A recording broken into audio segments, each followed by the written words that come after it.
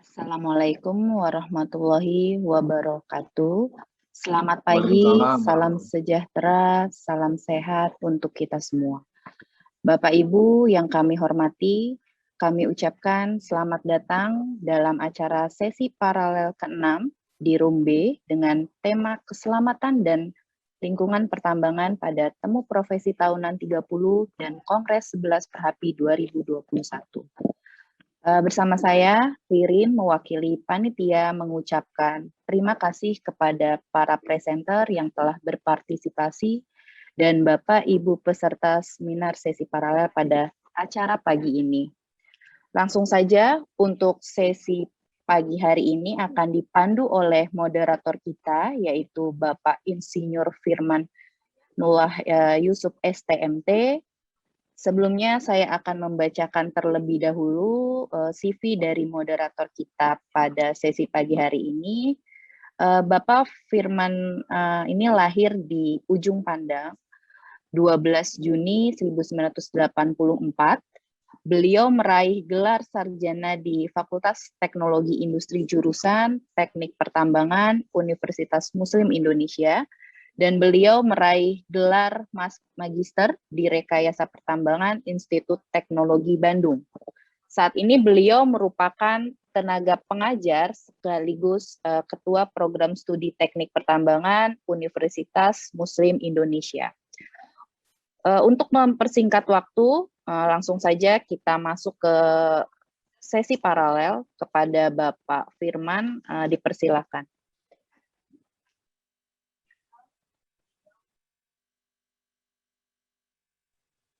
Ya, terima kasih Bu Ririn. Apa kedengaran suara saya? Sudah jelas Pak Firman. Ya, baik. Mohon izin Bapak Ibu sekalian yang sempat bergabung pada kesempatan pagi hari ini dalam acara Temu Profesi Tahunan yang ke-30 dan sekaligus Kongres ke-11 Perhapi 2021. Nah, adapun kegiatan kita pada kesempatan ini yakni presentasi dari beberapa peserta yang ikut dalam Technical Paper Contest, di mana ada sesi paralel ini ada 3 peserta. Ya, yang pertama ada Ibu Yulianis. Selamat pagi, Bu.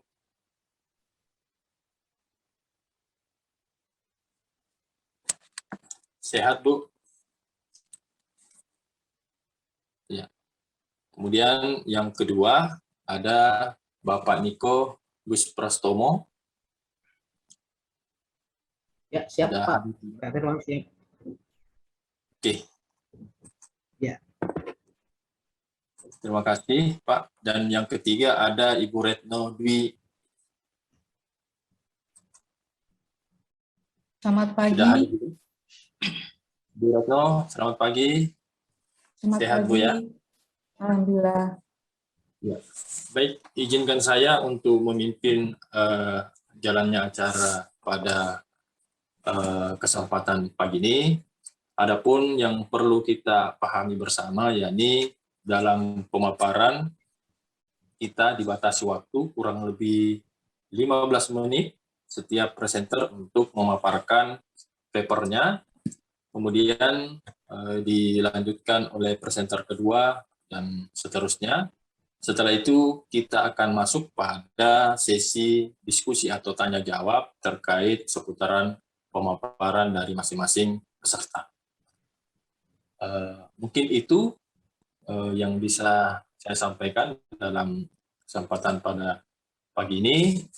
Untuk waktu dan tempat saya persilahkan kepada presenter pertama, yakni Ibu Yulianis, untuk memaparkan papernya ya, dengan judul absorpsi ion logam Fe3+ dalam air asam tambang menggunakan nanozeolit alam. Ibu ini berdasarkan informasi bahwasanya Ibu Yulianis dari instansi Direktorat Jenderal Mineral dan Batubara. Untuk waktu dan tempat saya persilahkan dengan hormat kepada Ibu.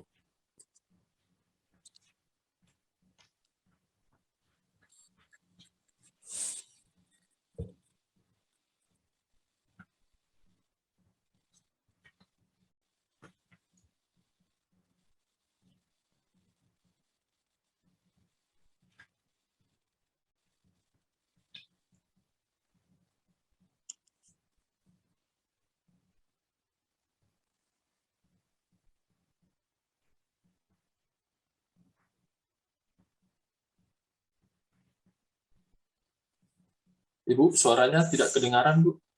Bu Yulianis? Oh baik, izin Pak, apa sudah Sudah. Iya. ter-share? Ya, baik. Sudah. Ya baik, terima kasih atas kesempatannya kepada kami untuk memaparkan, mempresentasi hasil penelitian kami yang berjudul Absorpsi ion logam Fe3+ dalam air sam tambang menggunakan nanozeolit alam.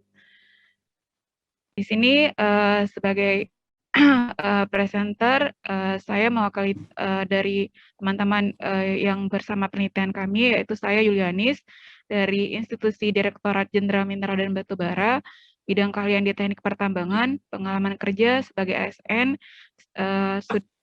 itu sampai saat ini sebagai Inspektur Tambang.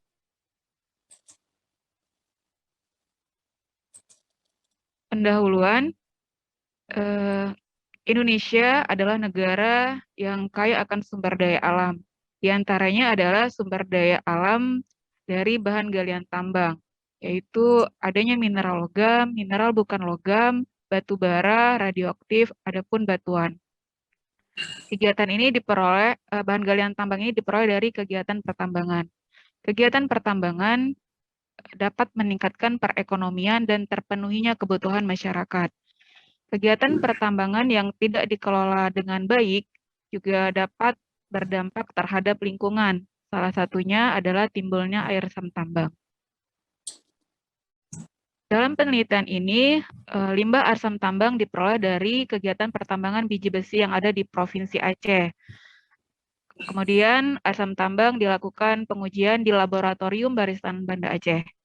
Berdasarkan hasil uji, di sini didapat bahwa kandungan Fe adalah 16 ppm dan pH adalah 4. Dan nilai ini melebihi baku mutu yang telah ditetapkan oleh pemerintah, yaitu yang terdapat pada Peraturan Menteri Lingkungan Hidup Nomor 21 Tahun 2009 tentang baku mutu air limbah bagi usaha dan atau kegiatan pertambangan biji besi, di mana di situ baku mutunya untuk kandungan logam Fe adalah 5 ppm, sedangkan pH 6. Untuk itu diperlukan upaya dalam melakukan pengolahan air asam tambang. Terdapat beberapa metode telah dikembangkan dalam pengolahan limbah yang mengandung logam berat, diantaranya adalah presipitasi, proses biologi, adsorpsi, teknologi membran, elektrokimia, elektrodialisa. Proses adsorpsi adalah proses yang diminati karena mempunyai nilai ekonomis, efisien, efektif, dan murah. Dalam penelitian ini menggunakan metode adsorpsi yang memanfaatkan bahan tambang zeolit alam dari Kabupaten Aceh Barat Daya. Zeolit alam ini dilakukan peningkatan performance-nya dengan pengecilan ukuran sampai nanopartikel, kemudian dilakukan aktivasi. Tujuan penelitian ini adalah untuk mengetahui pengaruh zeolit alam yang telah diaktifasi terhadap penyisian ion logam berat Fe atau besi dalam limbah artifisial dan air asam tambang. Kedua, mengetahui pengaruh waktu kontak terhadap kapasitas dan efisiensi absorpsi logam berat dalam limbah artifisial dan air asam tambang. Mengetahui isotermal absorpsi dan kinetika absorpsi ion logam berat Fe atau besi dalam limbah artifisial dan air asam tambang dengan menggunakan adsorben nanopartikel zeolit teraktivasi. Dan manfaat penelitian adalah memberikan kontribusi terhadap perkembangan teknologi adsorpsi dengan menggunakan limbah zeolit alam yang ada di daerah Aceh Barat Daya. Yang kedua, dapat mengolah air asam tambang sehingga hasil olahan tersebut dapat dibuang dengan konsentrasi yang rendah sesuai dengan baku mutu lingkungan. Metodologi penelitian zeolit alam ini didapat dari Kabupaten Aceh Barat Daya, yaitu di Provinsi Aceh. zeolit alam telah dilakukan peningkatan performance, yaitu dengan pengecekan ukuran sampai nanozeolit, lalu dilakukan aktivasi, dan berdasarkan hasil uji karakteristik menggunakan XRD, XRF, FTIR, dan SEM, menunjukkan bahwa nanozeolit yang teraktivasi ini mampu menyisihkan logam Cu atau tembaga dengan baik dibandingkan dengan nanozeolit yang belum diaktifasi. Ini telah dilakukan penelitian oleh Yulianis dan teman-teman tahun 2018. Penelitian ini dilakukan di Laboratorium Teknik Kimia Universitas Sekolah dengan menggunakan alat dan bahan, yaitu alatnya adalah hot plate, magnetic stirrer, pipette test, Erlenmeyer, gelas ukur, searing filter, AAS, neraca analitik, pH meter, dan corong penyaring. Adapun bahan yang digunakan adalah nanozeolit, aquades, larutan FeNH3 3 kali, air asam tambang, larutan HCl, dan larutan NaOH. Untuk persiapan sampel, menyiapkan larutan FeNH3 3 kali, mempersiapkan limbah air asam tambang, untuk pengaturan pH dengan menggunakan larutan NaOH dan larutan HCl. Untuk proses absorpsi sendiri, yaitu absorpsi ion logam Fe dalam limbah artifisial, di sini menggunakan dengan metode batch, di mana zeolit alam ukuran nanopartikel dengan berat 1 gram dimasukkan ke dalam 200 ml limbah artifisial, larutan FeNH3 3 kali, lalu dilakukan pengadukan dengan kecepatan putar 150 rpm pada temperatur ruang dan pH 4, dengan waktu kontak selama 15 menit, 30, 45, 60, 75, 90 menit. Kemudian dilakukan penyaringan, sehingga menghasilkan filtrat, dan filter ini dilakukan analisa AAS. Proses absorpsi ion logam Fe dalam air asam tambang yaitu sama dengan metode sebelumnya, yaitu dengan metode batch, di mana zeolit alam ukuran nanopartikel dengan berat adsorban 1 gram dimasukkan ke dalam 200 ml limbah air asam tambang yang diperoleh dari Kabupaten Aceh Besar, Provinsi Aceh. Lalu dilakukan pengadukan dengan magnetic stirrer dengan kecepatan putar 150 rpm pada temperatur ruang dan pH 4 dengan waktu kontak selama 15 menit, 30, 45, 60, 75, 90, 105, 120 menit, 135, 150, 165, dan 180 menit. Kemudian hasil absorpsi dilakukan penyaringan dan menghasilkan filtrat yang dilakukan analisa AAS. Hasil dan pembahasan. Yaitu di sini untuk penentuan waktu equilibrium atau keseimbangan. Di sini dapat dilihat pada limbah artifisial dan limbah air asam tambang. Untuk limbah artifisial, pada konsentrasi mula-mula atau T sama dengan 0, di mana konsentrasi adalah 38,5 mg per liter, pada saat dilakukan proses absorpsi, nilai konsentrasi kandungan Fe turun sangat cepat sampai menit ke-30, yaitu konsentrasi menjadi 0,58 mg per liter.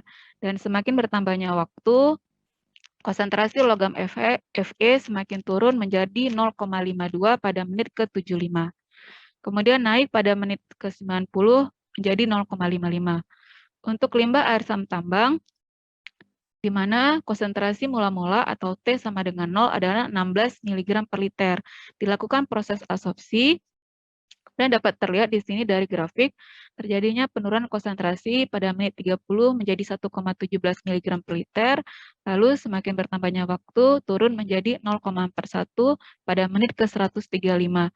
Kemudian naik pada menit ke-150 menjadi 0,51 mg per liter.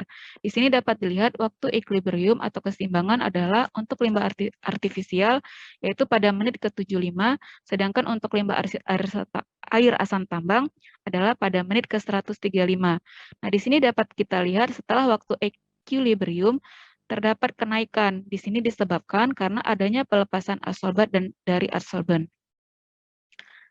Kemudian untuk penentuan kapasitas absorpsi, dapat kita lihat di limbah artifisial, kapasitas absorpsi dengan semakin bertambahnya waktu proses absorpsi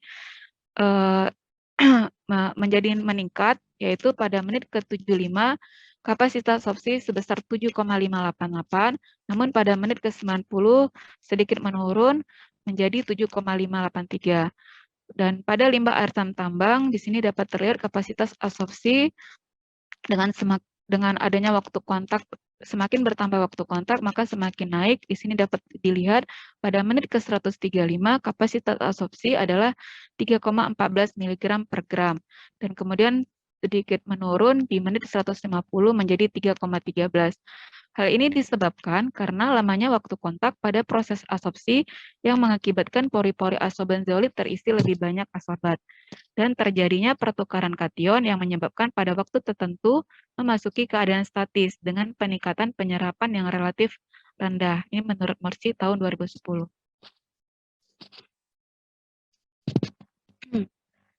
Dalam penentuan efisiensi perhitungan efisiensi absorpsi dapat dilihat untuk limbah artifisial efisiensi absorpsi mencapai 98,64% pada menit ke-75 dan sedangkan limbah asam tambang efisiensi absorpsi mencapai 97,46% pada menit ke-135. Nah, pencapaian ini relatif bagus untuk suatu adsorban dengan ukuran nanopartikel. Di sini dapat kita lihat pada penelitian Norozi Zifar dan kawan-kawan tahun 2010 bahwasanya nanozeolit digunakan untuk menyisihkan arsenat memperoleh efisiensi 99% pada waktu 180 menit. Nah, berbeda dengan penelitian Hasni dan kawan-kawan tahun 2015, di mana ukuran zeolit adalah sebesar 100 mes, hanya mampu menyisihkan logam Fe hingga 58,50% dalam waktu 120 menit. Nah, untuk perhitungan isotermal absorpsi, di sini berguna untuk menggambarkan interaksi antara adsorbat dan adsorban. Parameter yang diperoleh dari model yang berbeda memberikan informasi penting mengenai mekanisme penyerapan dan sifat permukaan dari adsorban.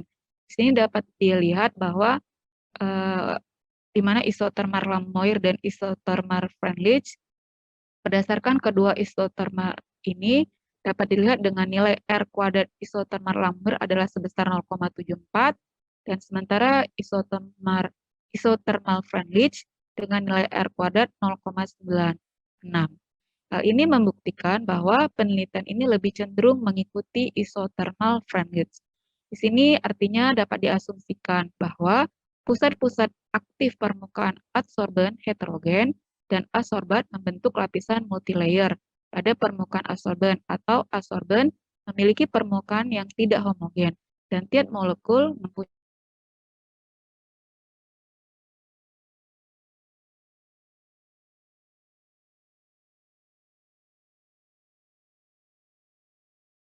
studi kinetika di sini dilakukan untuk memberikan informasi tentang proses dinamis seperti laju adsorpsi, waktu tinggal, dan perpindahan massa. Parameter ini diperlukan ketika merancang dan mengoperasionalkan proses adsorpsi dalam pengolahan limbah. Dapat dilihat di sini kinetika adsorpsi untuk limbah artifisial dan limbah asam tambang.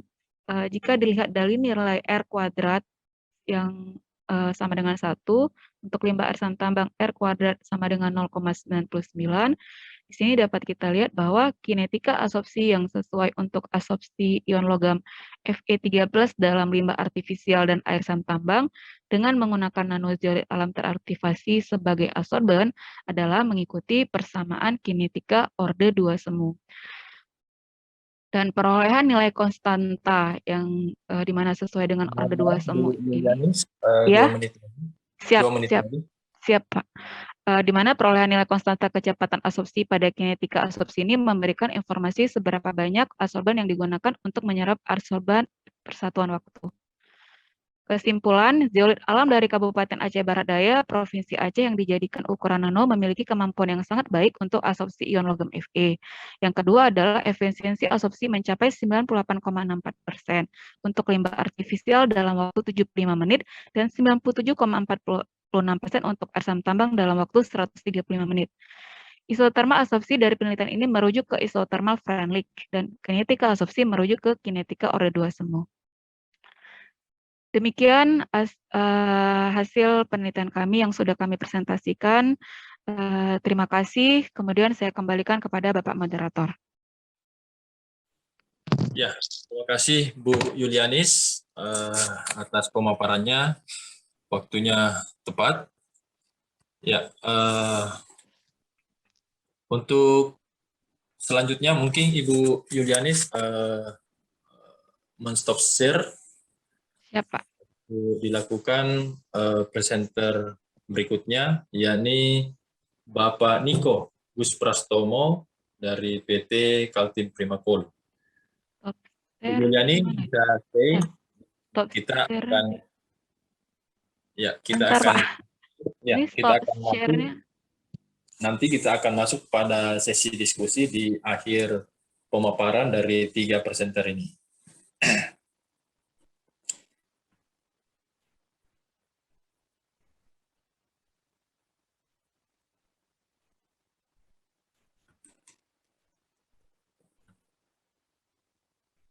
Ya. Ya, baik. Bapak Ibu sekalian, saat ini kita akan mendengarkan pemaparan dari presenter kita yang kedua oleh Bapak Niko Gus Prastomo. Beliau instansinya dari PT Kaltim Primakol akan mempresentasikan terkait masalah pemanfaatan lahan reklamasi sebagai lahan pengembalaan sapi di PT Kaltim Primakol. Baik, Bapak Niko bisa didengar suaranya dulu, Pak? Oke. Bisa tes suara, Pak Firman? Apa terdengar suara saya? Sudah, Pak. Oh, sudah. Untuk file makalahnya apa sudah ter-share? Ya, sudah terlihat, Pak, dengan jelas. Oh, sudah terlihat. Ya. Baik. Terima kasih, Pak Firman. Saya persilakan, Pak Niko. Ya, terima kasih. Perkenalkan Bapak Ibu, nama saya Niko Gus Prastomo. Saya dari Departemen Environ, posisinya saya sebagai Supervisor Rehabilitasi Monitoring di sini. Terima kasih kepada Panitia Perhapi yang telah mengundang kami dan mengizinkan kami untuk berbagi informasi terkait lingkungan pertambangan. Pada kesempatan ini Bapak Ibu, saya akan mempresentasikan makalah kami yang berjudul memanfaatkan lahan reklamasi sebagai lahan pengembalaan sapi. Pada slide ini saya akan menjelaskan terkait dengan latar belakang studi ini. Mengapa studi ini menjadi penting? Setidaknya ada 2 hal. Yang pertama adalah terkait lahan pastura itu sendiri, definisinya itu sebagai lahan reklamasi dalam bentuk lain. Jadi saya coba mengutip ini pendapat dari Bang Hud, kebetulan kemarin melakukan studi di sini juga. Dia mengatakan bahwa reklamasi itu adalah suatu keniscayaan, bahwa kita tidak akan mungkin benar-benar bisa membangun reklamasi persis dengan rona awal, dengan setelah kita merubah bentang alam, kemudian kita membangun kembali reklamasi agar menjamin kelestarian lingkungan, itu akan sulit sekali. Mengapa demikian? Karena ekosistem rona awal itu terbentuk dari komponen abiotik dan biotik, dan kemudian kita akan membangun komponen tersebut. Nah, itu tidak akan bisa sama persis, terutama pada komponen abiotik yang memang komponen itu sudah tiada, dan untuk komponen biotik seperti misalkan tumbuhan sudah dipastikan kita tidak bisa sama persis menanam tanaman yang sama dengan rona awal. Namun demikian, kita reklamasi itu bisa menciptakan ekosistem yang sama fungsinya dengan rona awal. Nah, jadi kita bisa menciptakan ekosistem sama dengan rona awal, yaitu ekosistem yang mampu menjaga kehidupan. Dengan begitu, sebaiknya prinsip reklamasi itu haruslah dapat menciptakan peluang-peluang atau usaha-usaha baru siap-siap untuk menggantikan usaha pertambangan yang kira-kira nanti sebentar lagi akan ditutup, sehingga perekonomian masyarakat setempat itu terus berlanjut, tidak terjadi stagnasi, kemudian juga tidak terjadi pengangguran hebat.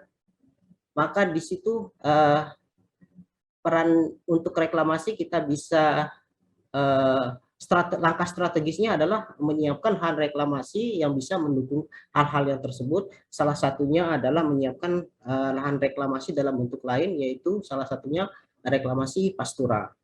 Yang kedua, studi ini menjadi penting karena ini evaluasi juga secara internal. Kenapa?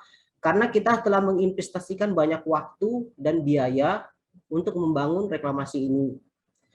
Dan kita siap-siap juga menanggung resiko kegagalan apabila kita membangun reklamasi bentuk lain dalam bentuk pastura ini ketika itu gagal tercapai dan akhirnya timbul pencemaran lingkungan. Pengakuan dari kementerian bisa jadi kita tidak akan mendapatkan keberhasilan dan sehingga akhirnya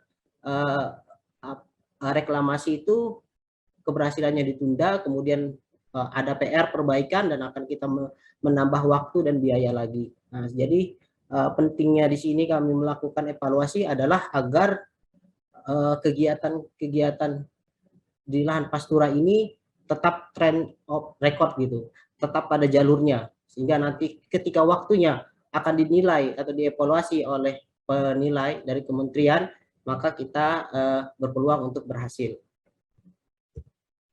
Mengapa, apa yang diharapkan dari studi ini? Ada dua hal yang diharapkan dari studi ini. Kita itu ingin mengetahui daya dukung lahan seperti apa. Seperti apa daya dukung lahan yang kita amatin adalah terkait kapasitas rumputnya. Di situ jenisnya, populasinya seperti apa, Pak. Apakah itu mencukupi untuk kebutuhan sapi gitu kan? Kemudian kita juga melihat dari kekhawatiran kebanyakan orang bahwa ada kandungan logam berat yang ada di rumput-rumputan atau pakan sapi yang ada di area pertambangan. Nah, itu juga jadi objek pengamatan kita agar memastikan bahwa rumput-rumput itu bersih dari kandungan logam berat. Daya dukung lahan juga ini kita memperhatikan nantinya adalah peningkatan dari populasi sapi tersebut. Kesehatannya juga kita akan pantau, dari situ nanti kita bisa mengambil kesimpulan seberapa besar daya dukung lahan. Yang kedua, apa yang diharapkan dari studi ini yaitu kami mengevaluasi kegiatan ini, bahwa kegiatan ini betul-betul masuk dalam pengawasan kita juga sebelum nantinya akan dinilai oleh kementerian. Jadi kita tidak ingin harapannya kegiatan ini mubazir, menjadi sia-sia, dan harapannya tetap sesuai dengan tujuan awal, kita bisa menciptakan usaha-usaha baru dan tetap bisa menjaga ekosistem reklamasi itu dapat menjaga kehidupan.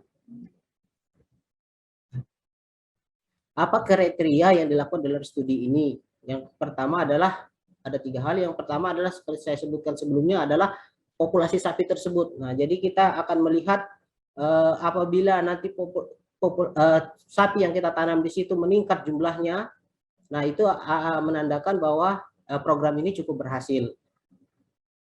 Jadi kita menciptakan suatu ekosistem, menciptakan suatu tempat, kemudian memagarinya, kemudian kita menanam sapi di situ dan mengembalakannya. Nah, hasilnya kita akan kontrol jumlah sapinya, dan jumlah sapi tersebut adalah indikator keberhasilan dari program ini. Yang kedua adalah program ini terintegrasi dengan rencana reklamasi PT KTM Primakol. Jadi sebelumnya sebelum kami melakukan program ini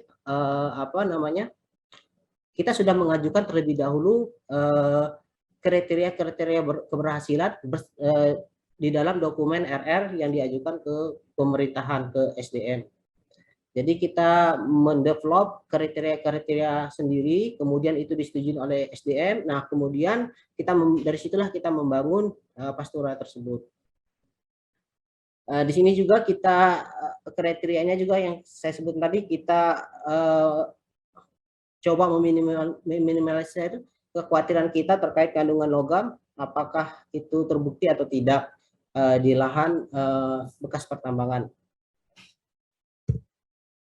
Bagaimana studi ini dilakukan? Ya, yang itu pertama kita menetapkan kriteria tadi, yaitu berapa besar sih populasi pertambahan populasi sapinya yang akan menjadi indikator keberhasilan. Kemudian ada kriteria reklamasi bentuk lain yang dari RR yang kita sudah submit di tabel 20. Di situ ada sekitar 4 tahapan.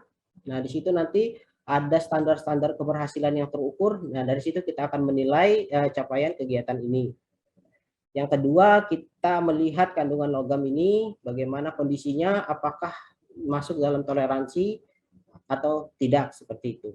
Kemudian kita melakukan pemetaan kriteria. Nah, kriteria yang ditetapkan sebelumnya seperti pada penataan lahan, bagaimana kita mengecek parameter-parameternya dari luasan area lahannya, apakah sesuai dengan rencana, kemudian stabilitas timbunannya, kemudian saluran drainasenya, apakah sudah sesuai, pH-nya apakah sesuai, kemudian persiapan lahannya, bagaimana kita membajak, merippingnya, melakukan penggemuran, melakukan pengomposan, apakah sesuai dengan kriteria, kemudian menanam rumputnya, apakah pertumbuhan rumputnya mencapai pertumbuhan yang dipersyaratkan, kemudian adalah yang keempat sarana prasarananya yang diwajibkan seperti kandang, ketersediaan embung, apakah itu sudah dibuat sedemikian rupa sesuai dengan rencana. Nah, itu yang jadi penilaian ketiga kami.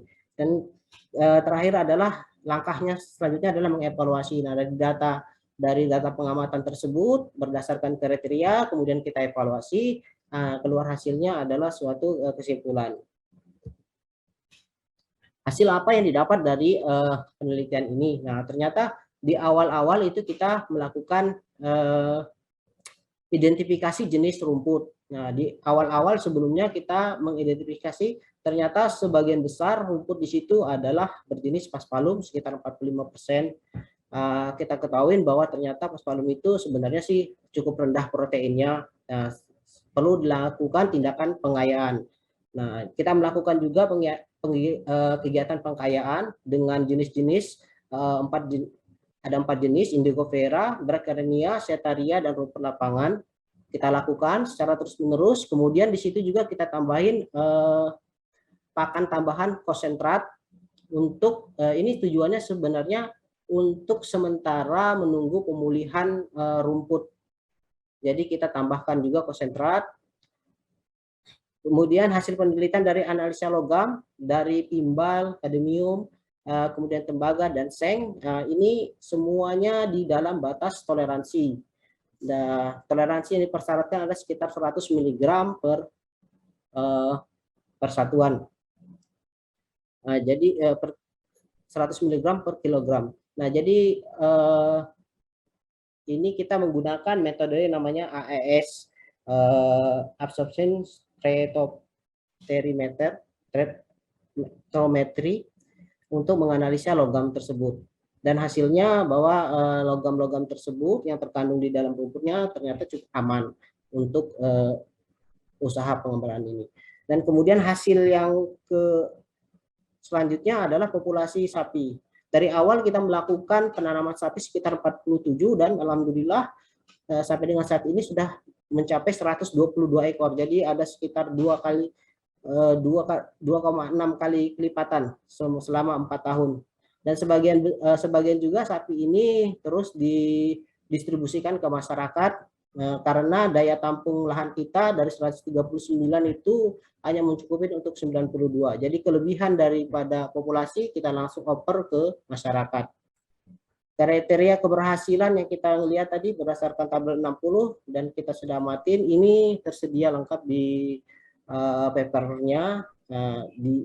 Saat ini kita cuma mengakses saja bahwa luas kemudian kontrol parameter keberhasilannya sudah terpenuhi semua sesuai dengan kriteria yang ditetapkan di tabel 20 tersebut.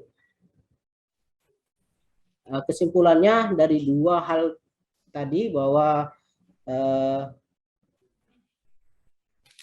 keberhasilan reklamasi itu kalau berdasarkan dari standar kriteria yang kita ajukan ke kementerian, bahwa di tabel 20 bahwa itu ternyata sudah sesuai.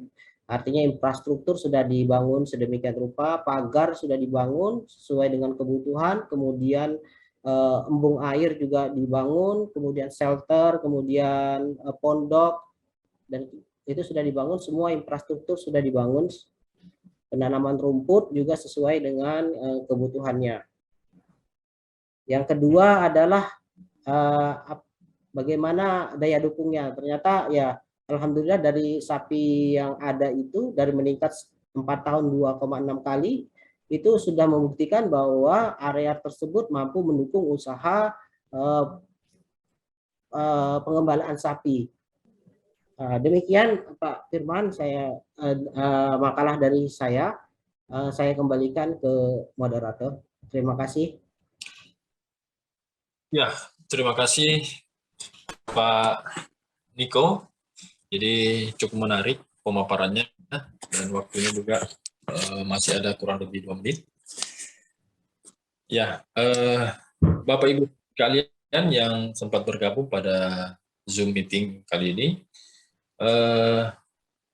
itulah tadi pemaparan dari Bapak Niko Guspratstamo dari PT Kaltim Primakol.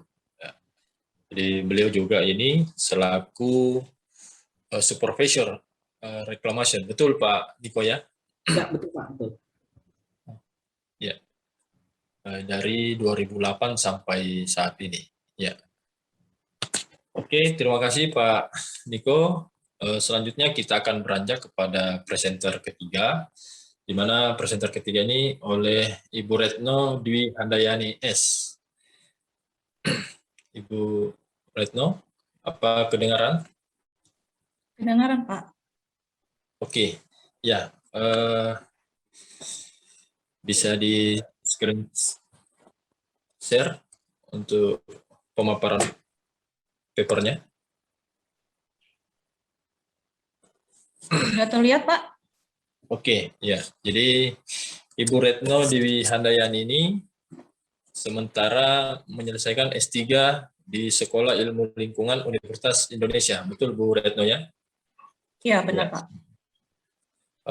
Berkaitan dengan ini mengangkat tema terkait keanekaragaman hayati kawasan nikel laterit dengan studi kasus di pertambangan nikel Pulau Ubi, Maluku Utara. Untuk waktu dan tempat, saya persilahkan kepada Ibu Retno untuk memaparkan papernya kurang lebih 15 menit ke depan. Silakan. Baik. Assalamualaikum warahmatullahi wabarakatuh. Selamat pagi. Terima kasih kepada Perhapi atas kesempatan yang diberikan kepada kami untuk dapat memaparkan makalah dengan judul Keanekaragaman Hayati Kawasan Nikel Laterit, Studi Pertambangan Nikel Pulau Obi, Maluku Utara. Penulis dari makalah ini adalah pertama saya sendiri, yaitu Retno Dewi Handayani, mahasiswa S3 Sekolah Ilmu Lingkungan Universitas Indonesia. Lalu yang kedua adalah Bapak Primus Priyanto, manajer lingkungan dari Harita Nickel Group. Lalu yang ketiga adalah Bapak Tony Gultom, Ketua FKPLPI. Saat ini saya bekerja juga di Harita Nickel Group, yaitu dari tahun 2007 sampai dengan sekarang, dengan posisi sebagai Environmental and Microzone Manager. Latar belakang dari paper ini adalah pertama berbagai ragam kegiatan manusia, salah satunya seperti alih fungsi hutan ke dalam bentuk area penggunaan lain, meliputi pertanian, pemukiman, perkebunan, pertambangan, seringkali mengakibatkan terpecahnya habitat dari berbagai spesies tumbuhan maupun satwa liar. Upaya pemanfaatan sumber daya hayati seringkali terjadi eksploitasi yang tidak berkelanjutan atau unsustainable dan berujung pada terancamnya keberadaan spesies di alam. Di antaranya adalah pembukaan lahan hutan untuk berbagai kepentingan lain merupakan penyumbang yang besar terhadap penurunan populasi bahkan adanya kepunahan spesies. Dampak yang timbul akibat eksploitasi yang tidak berkelanjutan ini akan adanya terganggu kehidupan tumbuhan dan satwa liar, bahkan kepunahan spesies, terutama akibat pengaruh dari tekanan pertumbuhan populasi. PT Trimegah Bangun Persada dan PT Gane Permai Sentosa adalah anak perusahaan Harita Nickel Group yang bergerak dalam bidang pertambangan nikel yang berlokasi di Pulau Obi, Kabupaten Halmahera Selatan, Provinsi Maluku Utara, memiliki komitmen dan tanggung jawab terhadap pengelolaan lingkungan menyadari adanya pengaruh lingkungan, baik itu ekosistem dan spesies dari aktivitasnya. Dan juga menjadi permasalahan umum di tanah nikel ini adalah umumnya tanahnya memiliki kondisi kurang subur seperti itu. Dalam upaya melakukan mitigasi dampak, telah dilakukan kegiatan monitoring atau pemantauan flora fauna, yang mana kegiatan ini diharapkan dapat memberikan informasi terkini keberadaan flora fauna di area PT Trimegah Bangun Persada dan area dari PT Gani Permai Sentosa. Pulau Obi sebagai bagian dari kawasan biogeografi Wallacea yang merupakan zona transisi antara daerah biografis Indomalaya Raya dan Australia, meliputi pulau-pulau Sulawesi, Lombok, Sumbawa, dan lain-lain sekitar 347.000 km persegi luasnya, memiliki keragaman flora fauna yang menarik dengan tingkat endemisitas yang tinggi, khususnya kelompok avifauna atau burung. Nah, tujuan dari identifikasi ini adalah mengidentifikasi jenis-jenis tumbuhan mamalia, herpetofauna, burung, dan serangga yang terdapat di area dari PT TBP dan PT GPS yang masuk dalam grup Harita Nikel. Data daripada monitoring ini akan digunakan sebagai dasar dalam menentukan kebijakan pengelolaan dalam rangka rehabilitasi dan penyelamatan flora fauna, serta menjadi acuan dalam mengevaluasi kegiatan pengelolaan lingkungan maupun untuk penyusunan dari program pengelolaan sumber daya alam hayati di masa akan datang.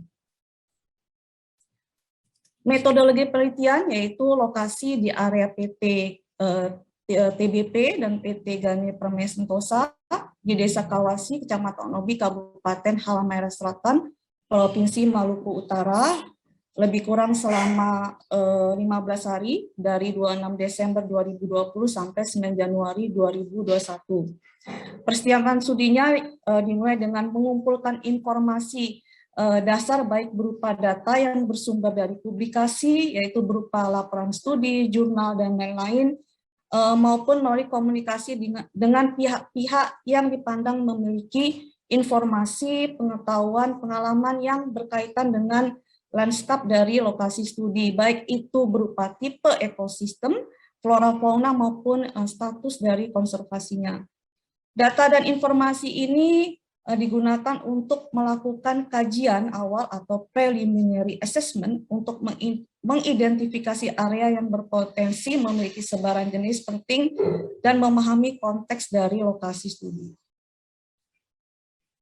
Metodenya untuk penelitian ini adalah Rapid Biodiversity Assessment atau penilaian cepat keanekaragaman hayati, dilakukan dengan menggunakan indikator taksa, baik itu berupa vegetasi, mamalia, burung, herpetofauna, dan serangga.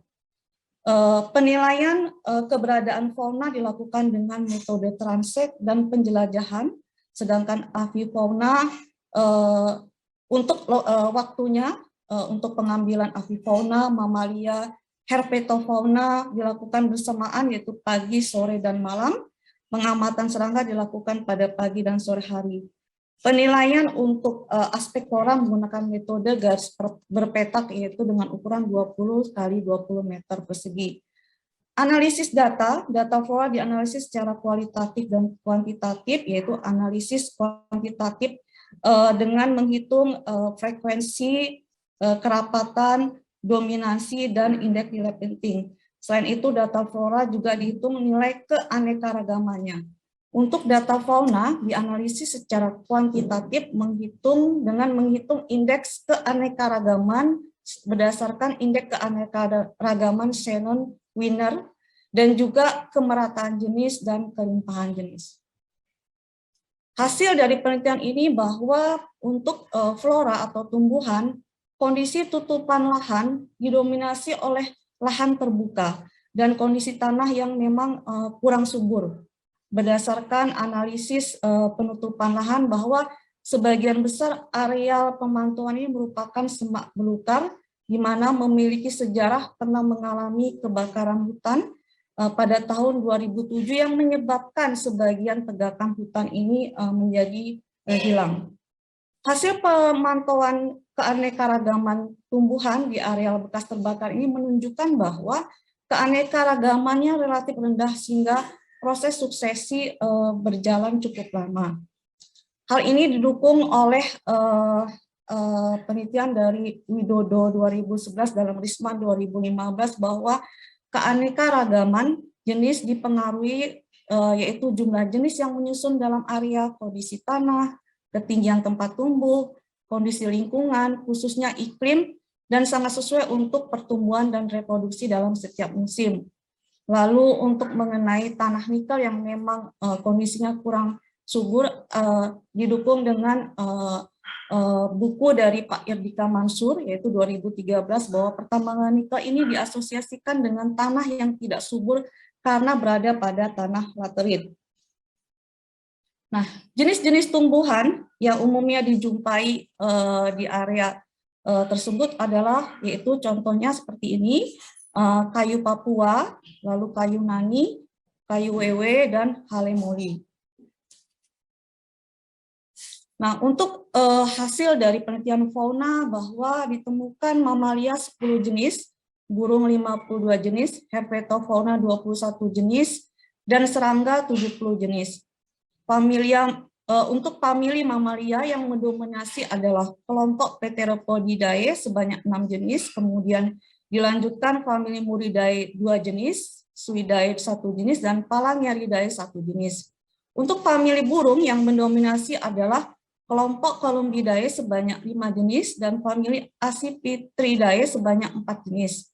Famili Herpetofauna sebanyak 6 jenis, yaitu amfibi dari 3 famili dan 15 jenis reptil dari 5 famili.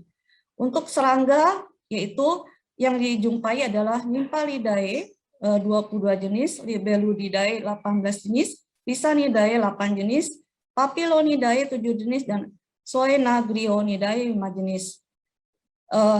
Indeks keanekaragaman pada semua habitat untuk jenis mamalia dan burung tergolong rendah hingga sedang, sedangkan herpetofauna tergolong rendah, serangga tergolong sedang hingga tinggi. Inilah jenis-jenis yang dijumpai untuk fauna, ada khusus obi, Phalanger rosildi. Lalu jenis burung ini adalah nuri kalung ungu. Lalu ini adalah jenis serangga Papiliotideo obiensis. Lalu soalayar Hydrosaurus amboinensis. Nah, kesimpulan dari adanya kegiatan monitoring untuk flora fauna bahwa kondisi lahan di area PT Trimegah Bangun Persada dan PT Gane Permai Sentosa didominasi oleh lahan terbuka dengan kondisi tanah yang memang umumnya kurang subur. Lalu yang kedua, jenis tumbuhan yang umum dijumpai adalah umumnya adalah tipe tumbuhan pionir, yaitu kayu Maruku atau rufu, lalu kayu Papua, lalu kayu same, wewe, dan halemoi, dan kayu nani. Nah, untuk jenis fauna seperti yang tadi sudah ditampilkan, ada khusus obi untuk jenis mamalia, nuri kalung ungu untuk jenis burung, soalayar untuk herpetofauna, dan kupu-kupu untuk jenis serangga. Secara keseluruhan, area di Harita Nickel Group, khususnya di PT Trimegah Bangun Persada dan PT Gane Permai Sentosa, masih memberikan ruang hidup bagi flora fauna yang dilindungi yang ada di dalamnya. Hutan sekunder yang tersisa masih menyimpan kekayaan dan keanekaragaman flora fauna yang tinggi. Sebagai komitmen juga bagi Harita Nickel, kami telah menyusun buku burung-burung di kawasan barat Pulau Obi. Demikian kami sampaikan paparan dari makalah kami. Terima kasih. Assalamualaikum warahmatullahi wabarakatuh. Ya, waalaikumsalam warahmatullahi wabarakatuh. terima kasih Bu Retno atas pemaparannya. Saya kira cukup menarik dan waktu yang tersisa masih ada kurang lebih 3 menit.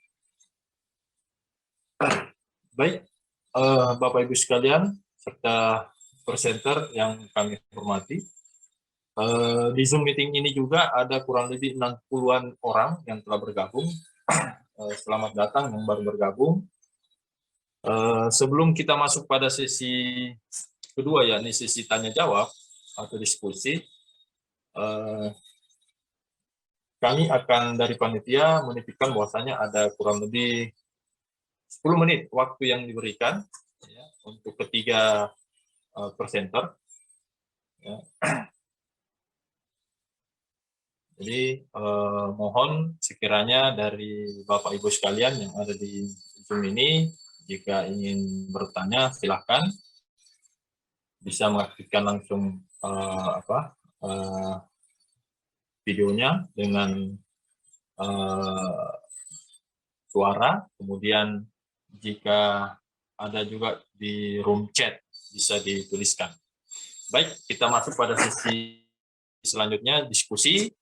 Untuk waktu dan tempat saya persilakan kepada Bapak Ibu sekalian untuk bertanya atau diskusi dari 3 presenter kita, ya, di mana yang pertama tadi oleh Ibu Yulianis, kemudian yang kedua ada Bapak Niko, yang ketiga Ibu Retno.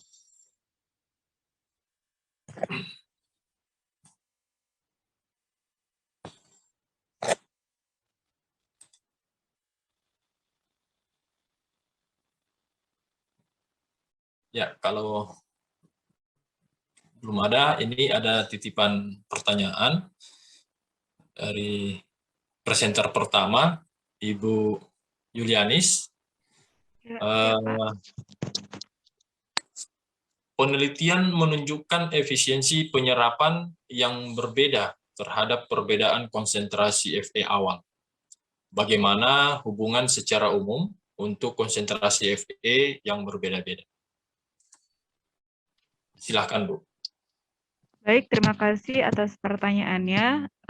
Pada dasarnya, di sini kami dalam penelitiannya intinya adalah untuk melihat apakah adsorben yang kami gunakan, yaitu nanozeolit alam, dapat menyerap logam berat yang ada di air asam tambang. Nah, di sini kami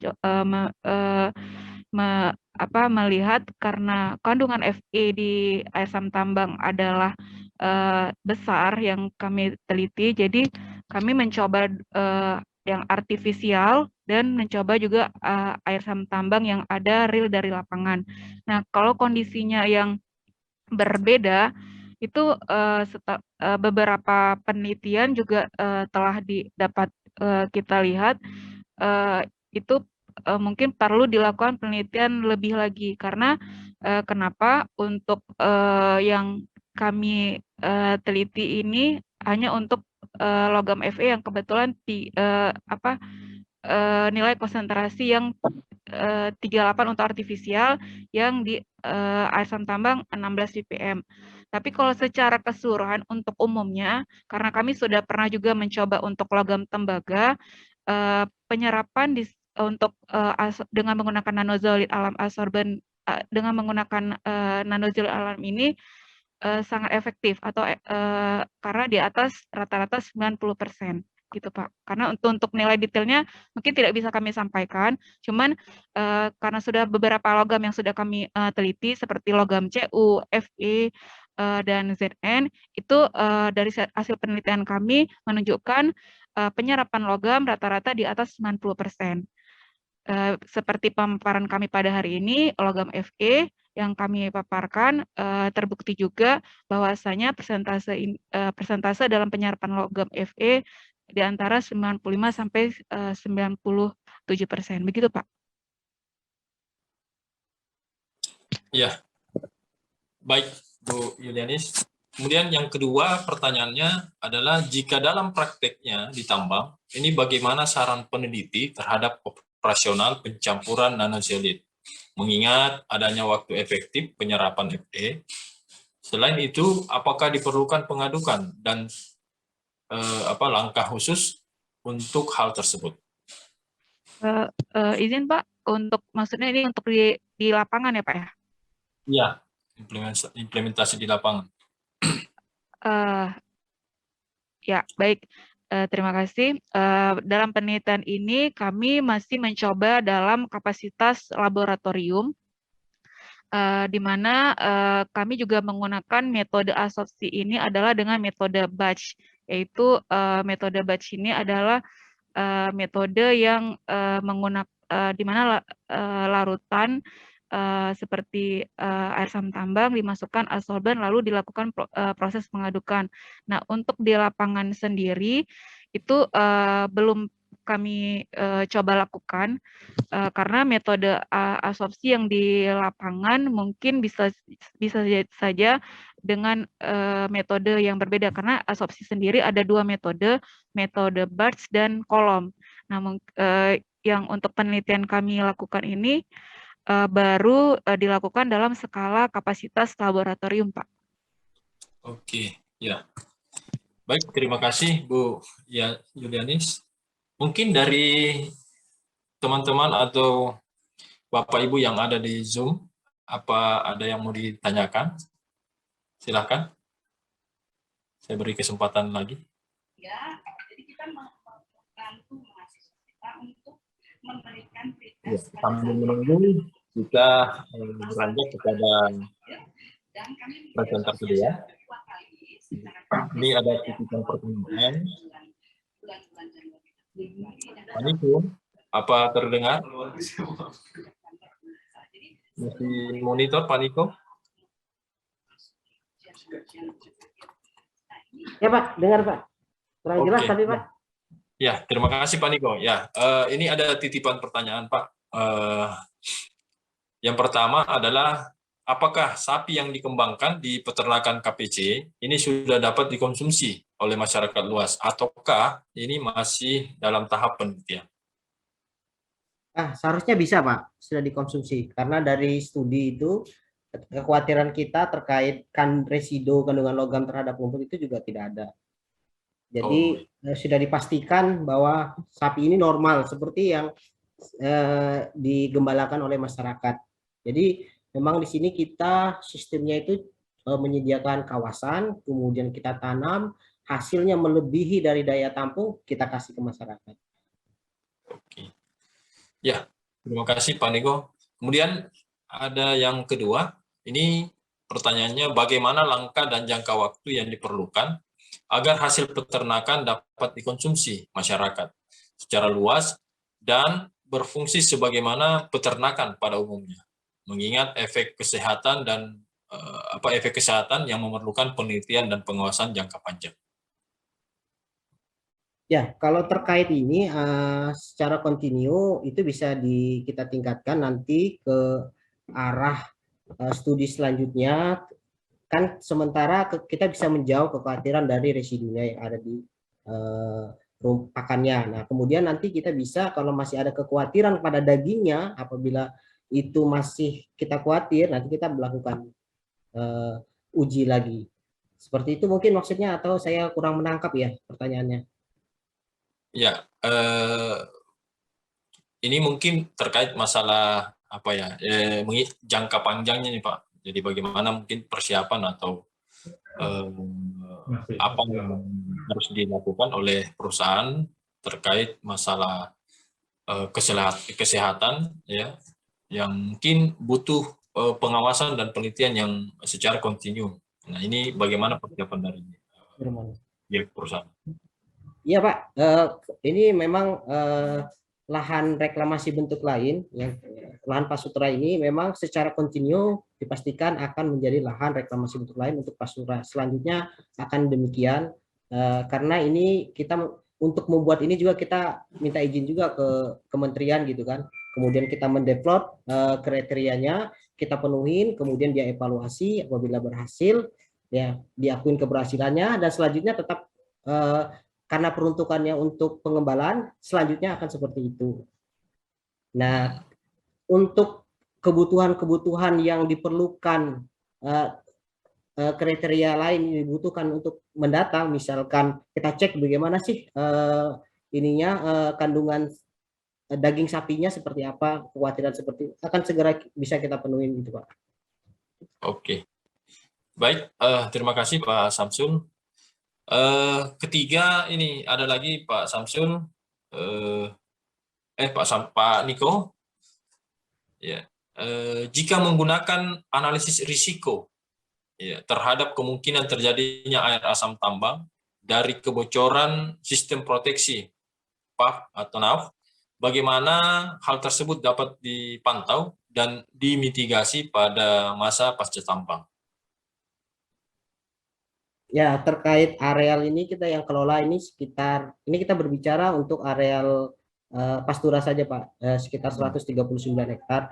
Nah, areal ini memang kita buat embung, kemudian kita buat area drainase, dan itu pastinya selalu terkontrol, dimonitoring setiap secara reguler, setiap beberapa waktu.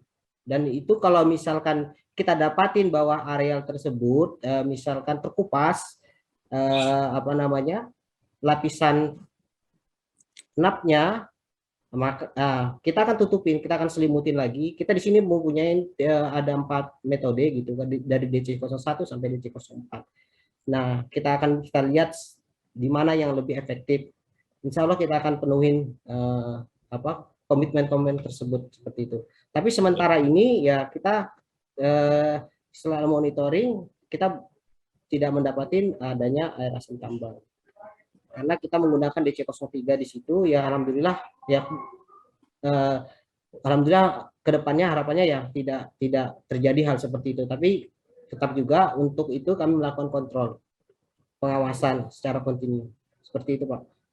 Iya, baik Pak Niko. Nah, di monitor juga ini ada penanya dari Pak Roni S. Terkait dengan reklamasi dengan penggembalaan ini, bagaimana dengan perhitungan jam break-nya dan bagaimana penilaian keberhasilan reklamasi plus pelepasan jam break-nya? Silakan. Ya, sebentar Pak, bukakan datanya Pak, karena nggak hafal.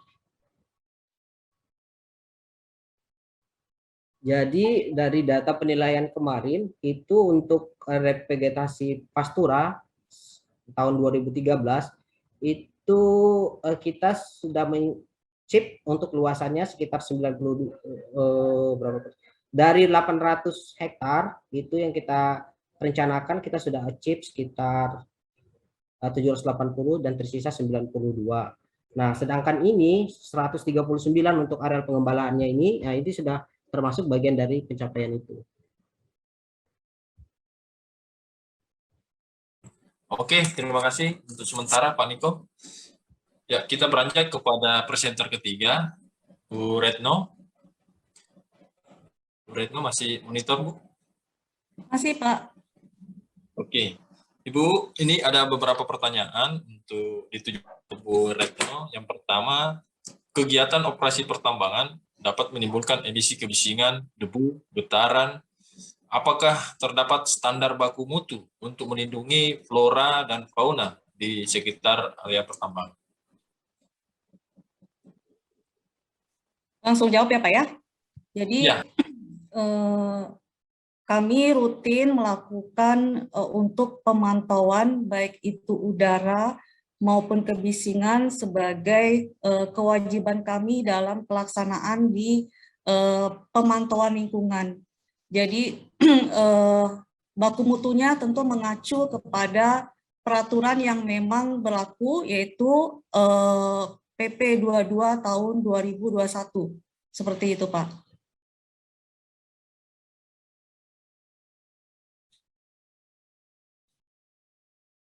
Tidak terdengar Pak Firman, mohon maaf. Iya, terima kasih Bu. Ya, ada lagi pertanyaan berikutnya Bu. Ya, mohon pendapat. Berapakah jarak aman untuk buffer zone terhadap flora dan fauna di sekitar tambang? Untuk jarak aman memang kami belum ada survei. Ini semestinya kan memang diperlukan adanya survei detail ya terkait dengan kehidupan flora dan fauna ini. Namun untuk mungkin lebih kurang kalau terkait dengan jarak aman, biasanya kami memang untuk flora fauna yang memang di area sekitar dari kawasan kami ini, habitatnya memang kami lindungi seperti itu. Jadi memang konsen kami juga khususnya untuk reklamasi di lahan bekas tambang kami juga menanam jenis-jenis tanaman yang memang nantinya bisa menjadi habitat maupun sumber makan dari flora, dari fauna, dari satwa atau fauna tersebut. Seperti itu, Pak. Oh ya. Ya, baik. Satu lagi, Bu, ini jadi seringkali perlindungan terhadap flora dan fauna dalam nursery untuk berbagai perusahaan pertambangan ini beragam tingkat teknologi, budget, dan juga skalanya. Ya, mohon pendapat Ibu ini mengenai hal ini sehingga dapat menjadi best practice di pertambangan. Jadi terkait dengan pengelolaan ini memang perlu ada, jadi kami lakukan memang monitoring ini secara rutin ya Pak ya. Jadi memang untuk dari kegiatan pemantauan ini tentunya apa yang menjadi rekomendasi pengelolaan untuk pelaksanaan di lapangan, seperti itu. Jadi memang program-program yang memang bisa diaplikasikan di lapangan, contohnya misalnya dengan adanya sosialisasi atau juga untuk kita bisa memberikan sosialisasi itu dengan contohnya pemasangan papan pengumuman jenis-jenis mana yang memang menjadi dilindungi untuk jenis flora dan fauna tersebut, Pak, seperti itu. Ya, jika persoalan teknologinya, Bu? Teknologinya, mungkin bisa diulangi terkait dengan teknologinya yang menjadi concern pertanyaannya apa ya, Pak? Ya, jadi di sini seringkali terjadi perlindungan terhadap flora dan fauna dalam nursery untuk berbagai perusahaan pertambangan. Ini beragam dari tingkat teknologi, biaya atau budget dan skalanya. Ini kira-kira bagaimana menurut Ibu? Siapa tahu ada informasi yang mungkin bisa dijadikan implementasi di lapangan. Kira-kira begitu. Kalau saya nangkep dari pertanyaannya, maksudnya teknologi dari nursery untuk pengembangan dari jenis vegetasinya ya Pak ya? Ya.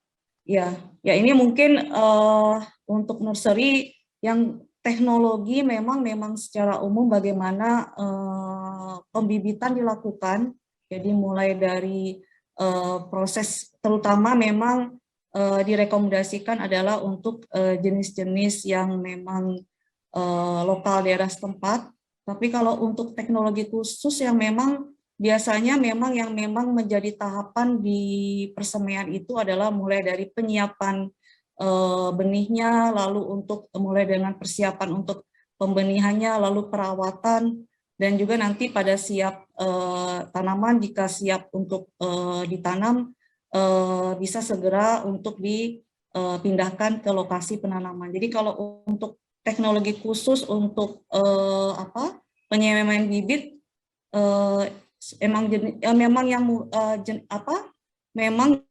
teknologi yang memang pada umumnya seperti untuk kegiatan penyemaian sih Pak Firman, seperti itu. Oh gitu ya Bu. Oke, terima kasih Bu Retno atas hasil diskusinya. Nah, satu lagi yang terakhir mungkin ini ditujukan untuk Ibu Yulianis oleh Bapak Samsul Hidayat. Di sini bertanya, saya tertarik dengan materi yang Ibu paparkan. Kebetulan kami pernah nambang di tambang biji besi Aceh Selatan. Hasil air asam tambangnya ini khusus pH-nya cukup dan lainnya cukup. Baik. Yang menjadi masalah pada saat kita periksa air sungainya mengandung merkuri karena di sekitar tambang banyak tambang emas. Ada tidak antisipasi dari pihak pemerintah untuk mengatasi masalah tersebut sehingga masa depan anak-anak kita bisa lebih sehat ke depan. Ya, Bu Yulianis, bisa di-copy pertanyaannya, Bu? Ya, ya izin Pak menjawab. Mungkin ini di luar dari penelitian kami, berkaitan dengan di mana adanya tambang biji besi setelah diuji dilihat bahwa pH-nya cukup dan dari juga dari segi yang lainnya cukup, namun pada saat diuji di area sungai terdapat adanya kandungan merkuri yang di sini disampaikan bahwa merkuri tersebut bersumber datang dari tambang-tambang ilegal yang ada di sekitarnya. Nah, mungkin pertama langkah-langkah yang harus dilakukan atau yang diantisipasi mungkin dari pihak perusahaannya, jika memang perusahaan ini sudah sudah melakukan kegiatan pertambangan dengan baik, jadi maka harus ya biasanya kan setiap ada laporan gitu ke pemerintah, dilaporkan saja bahwasanya hasil dari kegiatan pertambangan, hasil dari adanya merkuri yang ada di sungai atau di luar tambang bukan dari kegiatan pertambangan yang sudah dilakukan oleh pertambangan biji besi, dan ini dibuktikan dengan hasil uji dari hasil pemantauan yang disampaikan kepada pemerintah. Nah, berkaitan dengan adanya tambang-tambang ilegal, mungkin dari perusahaannya dapat melaporkan langsung ke kepolisian atau ke pemerintah bahwa ada tambang-tambang ilegal dan itu perlu dilakukan tindakan hukum, di mana sesuai dengan Undang-Undang Nomor 3 Tahun 2020 di situ sudah terdapat adanya kalau tambang ilegal itu sudah ada ranah hukumnya gitu Pak. Mungkin tinggal dilaporkan saja gitu. Itu mungkin Pak kalau yang sejauh ini yang saya ketahui. Terima kasih Bu Yulianis. Ya, jadi ini berkenaan mungkin dari background-nya Ibu sebagai IT ya. Ya Pak. Oke. Ya, baik Bapak Ibu sekalian yang berada di Zoom dan di Bapak Ibu presenter, mungkin sudah tidak ada lagi yang bisa didiskusikan karena Pak Firman. sudah. Silakan Pak. Ini klarifikasi tadi itu untuk keberhasilan reklamasi jambreknya buat si Pastura itu. Angkanya itu 87. Kurang lebih 3 menit ke depan Pak. Ya, silakan. Ya, cuman memverifikasi aja jawaban saya tadi. Angkanya itu saya sudah buka 87,5%. Seperti itu saja yang saya klarifikasi untuk pertanyaan seberapa besar nilai keberhasilan jambreknya. Ya, jadi kurang lebih 87%-an Pak ya. 87,5%. Ya. Oke. Ya, baik Pak Niko, terima kasih atas penjelasan dari pertanyaan yang disampaikan. Terima kasih sebanyak-banyaknya kepada para presenter yang pada kesempatan ini sangat memukau dan sangat lugas dalam menjawab beberapa pertanyaan-pertanyaan yang diberikan. Baik Bapak Ibu sekalian, sebelum saya tutup sesi ini, saya sampaikan bahwasanya untuk tema keselamatan dan lingkungan pertambangan ini ada 2 sesi, ya, di mana sesi kedua ini akan berlangsung di jam 1 atau 13.00 waktu Indonesia Barat. Silakan Bapak Ibu sekalian kalau ingin bergabung, ya, kembali kami tunggu. Dan kepada Bapak Ibu presenter kami ucapkan banyak-banyak terima kasih telah meluangkan waktu dan memberikan serta berbagi pengalaman kepada kami semua. Dan ini menjadi hal baru juga ya dari beberapa teman-teman yang mendengarkan. Kepada panitia mungkin karena waktu sudah menunjukkan pukul 10.50 atau di Indonesia Barat sudah 11 ya 50, maka dengan secara berat hati saya mengucapkan terima kasih yang sebesar-besarnya kepada Bapak Ibu sekalian yang sempat bergabung pada Zoom meeting ini. Kita akan bertemu di lain kesempatan. Terima kasih. Billahi taufiq wal hidayah. Wassalamualaikum warahmatullahi wabarakatuh. Saya kembalikan kepada MC. Terima kasih kepada Bapak Firmanullah Yusuf sebagai moderator yang telah memandu acara pada sesi ini. Dan terima kasih kepada Ibu Yulianis, Bapak Niko, Ibu Retno yang telah memaparkan hasil makalahnya yang luar biasa, sangat menarik.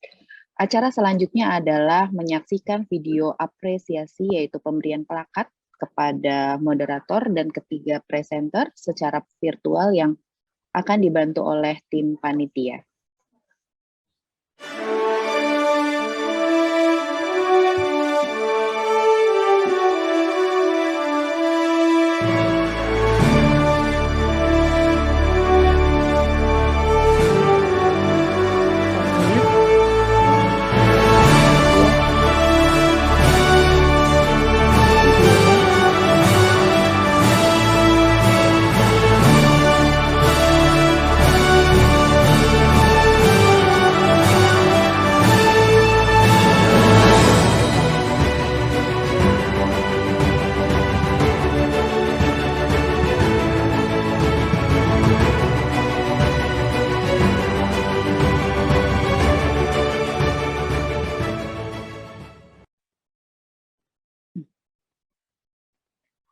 Baik, alhamdulillah acara sesi paralel ke-6 di room B telah selesai. Kami selaku panitia mengucapkan terima kasih kepada moderator, para pemateri, dan Bapak Ibu peserta seminar.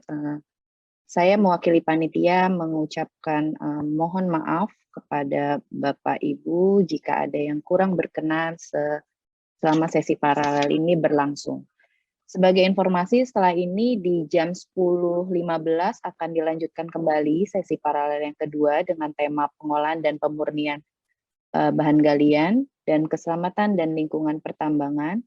Kemudian di siang nanti di jam 13.00 akan ada pengumuman award session dan penutupan temu profesi tahunan 30 Perapi 2021. Kami berharap Bapak Ibu dapat kembali bergabung dalam acara-acara tersebut. Terima kasih atas perhatian Bapak Ibu. Izinkan saya untuk mengakhiri sesi paralel pada pagi hari ini. Akhir salam, wassalamualaikum warahmatullahi wabarakatuh. Selamat pagi. Terima kasih kepada Pak Firman, Sama-sama, Mbak Ibu Retno, Bapak Niko, dan Ibu Yulianis. Terima kasih. Terima kasih Bu Ririn, izin break dulu. Terima kasih.